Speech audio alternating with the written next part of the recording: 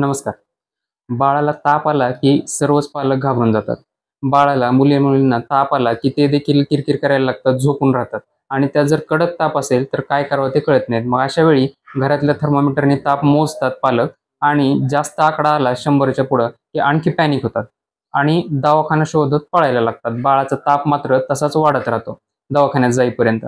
तर ताप आला तर एक बेसिक प्रायमरी ट्रीटमेंट घरी काय करावी हे आज मी तुम्हाला सांगणार आहे. जर ताप आला तर तो मोजत बसू नका. फक्त कोमट आहे की कडक आहे एवढंच हात लावून बघा.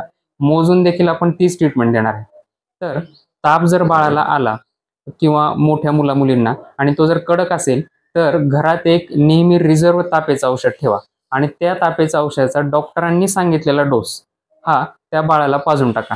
त्याचप्रमाणे मुलीचं बाळाचं अंग हे एका ओल्या कपड्याने पूर्ण अंग पुसून घ्या, डोक्यापासून पायापर्यंत.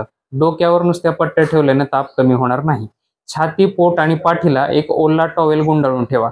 थोड्या वेळ बाळाला थंडी वाजेल, मुलींना थंडी वाजेल, परंतु त्याचा ताप लवकर उतरेल आणि एकदा ताप उतरला की त्याची थंडी थांबून जाईल. त्याचप्रमाणे त्याला पंखा लावून पंख्याखाली ठेवा.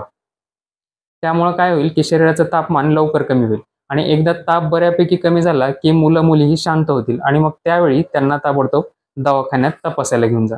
जर तुमच्या मुलीला किंवा बाळाला तापेमध्ये झटके येण्याचा आजार असेल तर डॉक्टरांनी दिलेली झटक्याच्या गोळीचा डॉक्टरांनी सांगितलेला डोस तापेच्या औषधाबरोबर त्याला देऊन टाका. म्हणजे दवाखान्यात जाईपर्यंत तापेमुळे त्याला झटका येणार नाही.